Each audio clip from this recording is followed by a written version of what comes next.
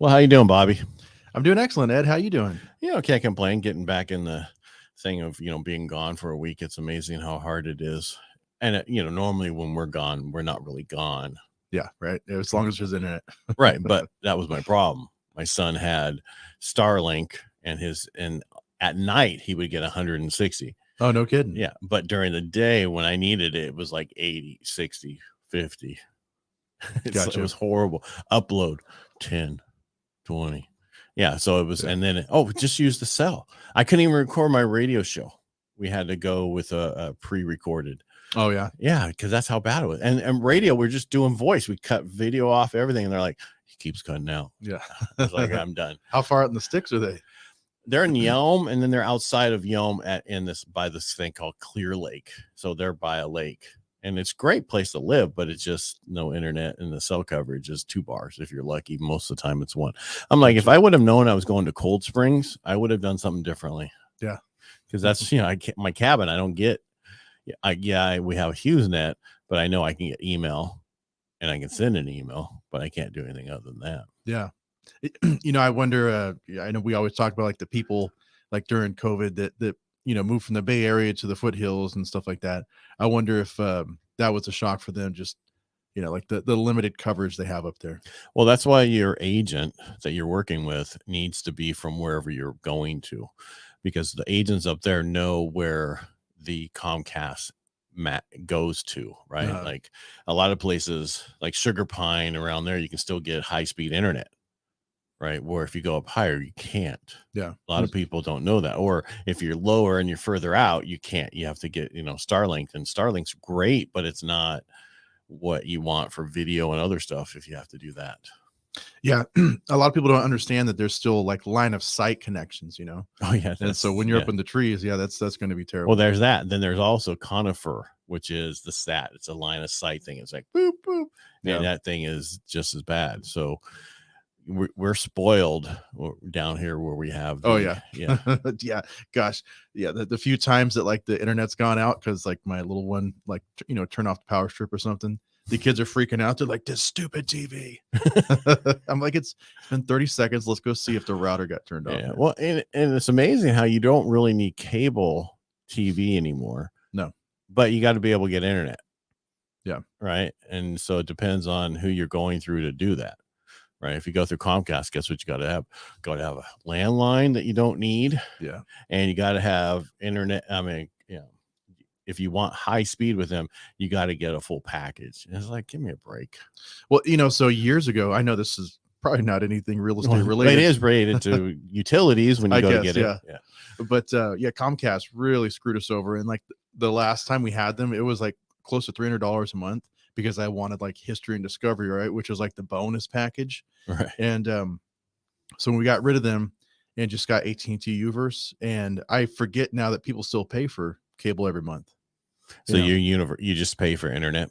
Yeah. I just been streaming forever because it's like I remember like with cable, it used to drive me bonkers, man. That like I had to make sure I was home because the program came in on a certain time, and then like I know you couldn't DVR it or you could. I didn't have that. It's changed it now. It's totally different now. Oh man, I'm talking on like demand. This was 12 years ago. We got rid of Comcast, so we've been streaming since then.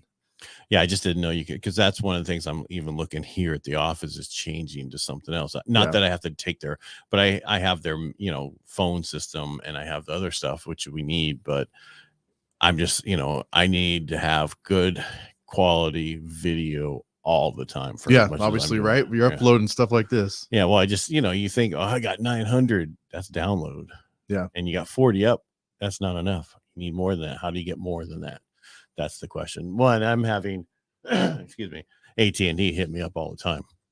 We're now in your building. Yeah, you're like, good. Well, what can you do for me? Yeah, exactly right. In this market, what can you do for me? And this is what people do to us. Yeah.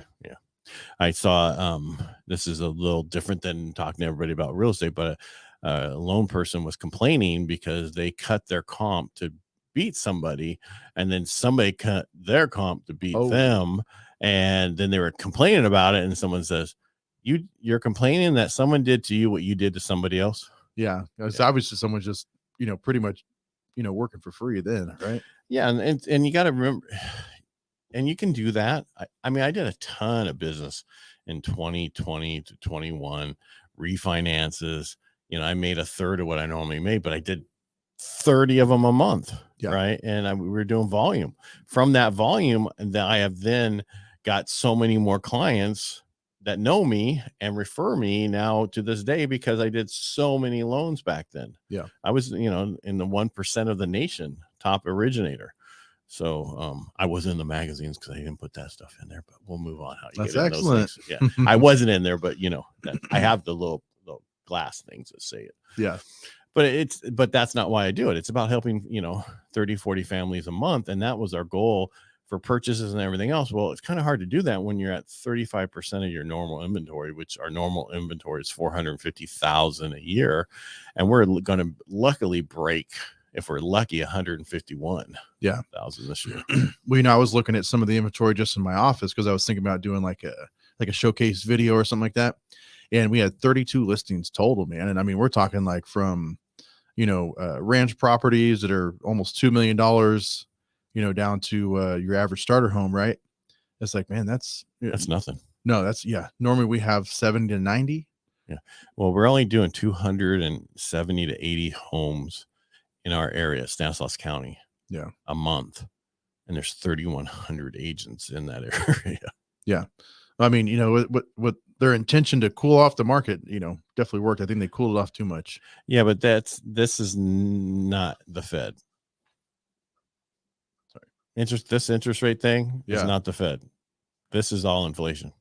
Yeah. Right. The inflation that went up that the Fed first said, oh, I think it's not statutory, but it's not, yeah, it's not transitory.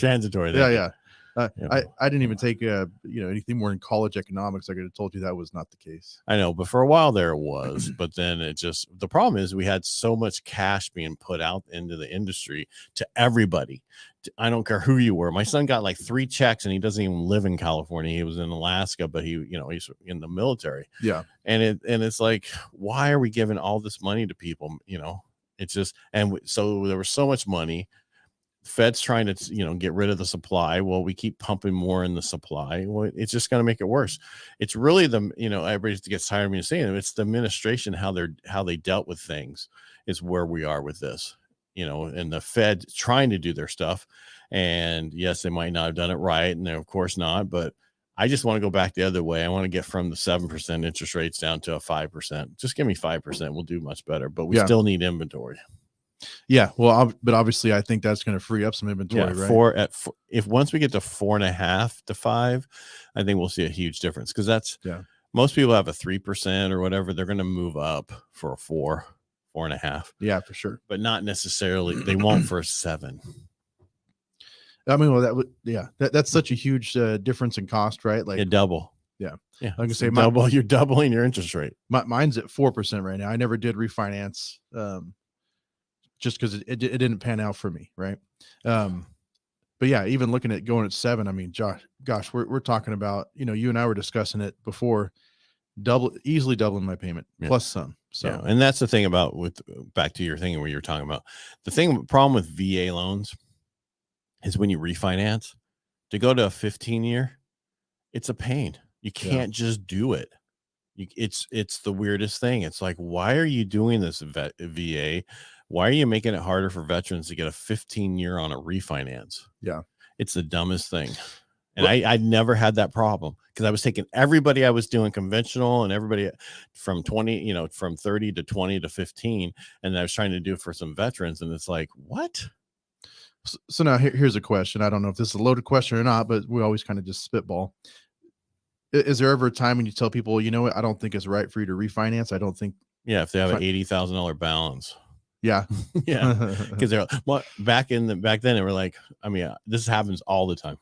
Yeah. People go, I have an 8% interest rate. Well, what's your loan amount? 70,000. Well, if I take you down to 4%, the cost outweighs what you're going to save in a payment. Yeah. Yeah. Just the cost as far as closing everything. Like that. Yeah. Just like overall cost, you're not saving that much on that loan amount. You're probably saving $50. Yeah. I think mine worked out to where it's going to be like a savings of $100 because I wanted to keep the same time frame, right? Because I'd already been paying down on my mortgage for 10 years. And so, Yeah, but you didn't look at the difference though. $100 a month, the interest over the life of that loan was probably $80,000. Yeah. My goal is to try and pay it off the next 5 years, man. But all right, well, that's fine. All right. All right, Mr.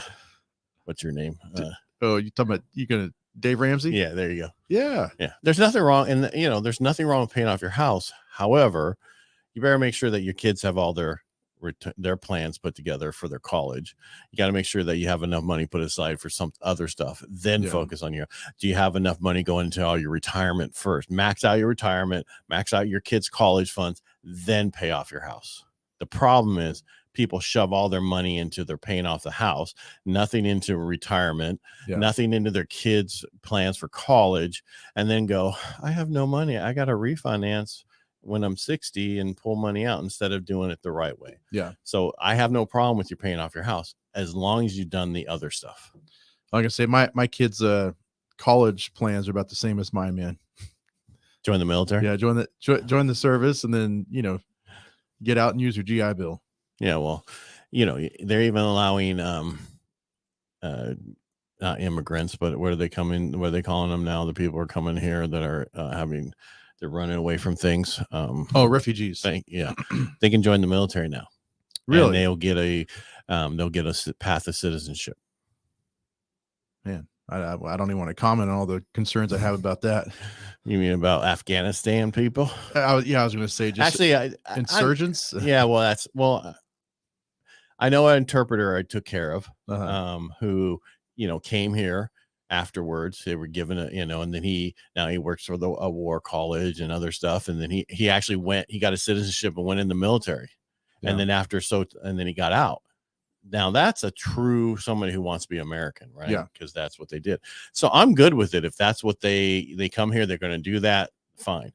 Remember, if you're in the Navy, how many people from the Philippines are in the military who don't have citizenship of the United States because they don't have to because they're from the Philippines? Probably 30% of the Navy is comprised of Filipinos. Well, I'm just saying from the actual Philippines who don't have citizenship. And this is not political. This is not whatever. It's just comment. Yeah. Because they don't have to, because we have a base there. So it allows them to do it. So if that's the case, what's the big deal? But there better be some background checks, all I got to say, because they background check us before we go in, and we're actual Americans, and we're kind of off the subject of real estate. However, but when you go in and you get your path of citizenship and you get out, we're here for your VA loan. Yeah. That's what we're talking about. Absolutely. Yeah. And right now is the best time to buy with your VA loan. I know it's harder to get in contract, but your payment on the same house versus FHA is a few $100s cheaper per month because you don't have mortgage insurance. Yeah. And same with conventional, right? And that's a huge difference. Your payment's so much lower than somebody else's, and you can always do that quick IRL. That's that refinance where they don't look at, you don't even have to have a job at the time when you refinance with VA. That's the cool thing about VA. You wish they would do that with FHA and conventional and stuff. Well, you already got the loan. Let's just make your payment cheaper. No, we got to make sure you can actually qualify. Yeah. Why don't we do a streamline refinance? Yeah. Let's make one. Well, I know obviously all the lending criteria has been set up to really kind of ensure that there's not going to be this wave of defaults, right? It's kind of hard to have a wave of defaults when you have 10 trillion and 2%, 3% interest rates out of 12 trillion. Well, I was going to say, where before we had 2 loans on every house, right? That's the difference. Well, sorry, I didn't mean to cut you off. No, that's all right, man. People keep, they still keep waiting for this wave of foreclosures, and they're going to come in and get something cheap. And it's like, that's never happened. Well, the only foreclosures that came through, people sold and made money off of them. Yeah. Those are like foreclosures, but they have, $200,000 to $300,000 in equity. It's like, they're just going to sell it. It's a pre-foreclosure, and then they put on the market, sell it, and be gone with, get behind. I mean, our biggest issue right now is San Francisco. They have all these hotels people are walking away from. Oh yeah. Yeah. You didn't. Oh yeah. The hotels, they're being sold because they haven't made payments on them since 2020. No kidding. The mall, Westfield Mall, is saying we're giving our mall back to the people who own the mall, said we're signing over the mall back to the landlord, the lender. Yeah. So just all these commercial properties. Is that just in San Francisco or? Yeah. That's because of all the other stuff that's going on. All the crime. That's why it's important to have law and order and so people feel safe, period. I don't care what. Yes, some people, unfortunately, you got bad actors in everything, whether it's lending, cops, firemen, doctors, nurses. I mean, you get somebody what do you call somebody who passes medical school with a 70% grade point average? Doctor. Yeah, I was gonna say, you want me to steal the punchline? Yeah, I know. Yeah, I'm just saying about my issue, but you don't want them to work on you because 30% of the time they're going to mess up. Well, yeah, and then you hear that statistic, right? And you're like, oh, you really are practicing medicine. You're still figuring it out, huh? Yeah. So it's just, so that's what's going on over there. And then, a lot of the companies are still having their people work from home. Yes, there's a ton of tech business there, but they're not all working there. And so, all these companies are like, we're done. And then the city and all the people are like, in government's going, well, we reached out to them and we were trying to work with them. How about this? Get rid of the $950 thing. If you steal, you go to jail. Build more jails. Yeah. Like I said, that's the way it's always been. The way it's always been, right? San Diego's actually a new thing. San Diego's getting rid of homeless encampments. They're saying it's illegal to have them. They're trying to pass. I think they're going to the board tonight to pass that. So where are they going to send them to? LA. Yeah, right. Just send them to Skid Row. Well, I think it was a couple election cycles ago, and I'm sure with how involved you've been in radio, you talked to him, but I don't even remember the candidate's name. But his idea was Operation Homebound. Remember, and he was talking about like the costs that we incur just arresting someone that's on the streets, right, and incarcerating them for a couple days, something like that. He said it makes more sense for us to spend half of that to buy them a ticket, like a bus ticket to wherever home actually is, because most of the homeless folks around here are not from this area. They're not in native Modestans. They've been brought in from the Bay Area and different places like that. They come here, right, because we're called St. Stanislaus because we give so much. Yeah, and so they come here for that. That's our own fault. Oh yeah, but I mean, it's not as bad as, and I'm not going to get. There is a homeless issue. But most of the people don't want to get off. If they're a veteran, they have usually PTSD issues, and the reason they're outside is because they like it being outside because of their PTSD, and they haven't got most veterans don't deal with their PTSD until they've ruined every relationship in their life, and then they finally get help. Yeah.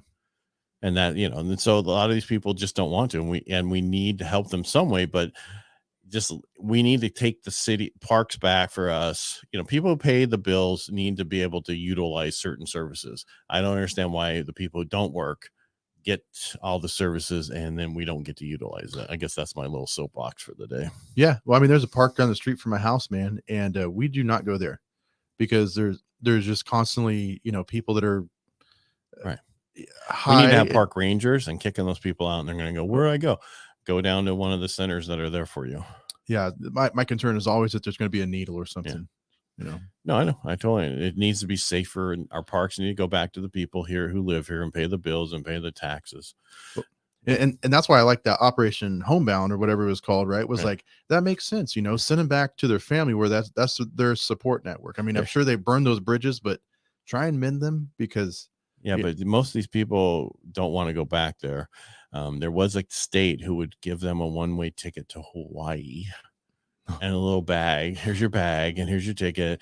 Go to Hawaii and live on the streets there. Oh yeah, it was that's why Hawaii got so many homeless people. Well, I was gonna say, talk about getting rid of them from Hawaii, right? Yeah, what are you gonna put them on? Yeah, cruise contain. It's just they're not gonna get. Where do you want to go from here? Nowhere. I like being. Yeah, I can say. I'm getting fed. I'm living on the beach. Hey.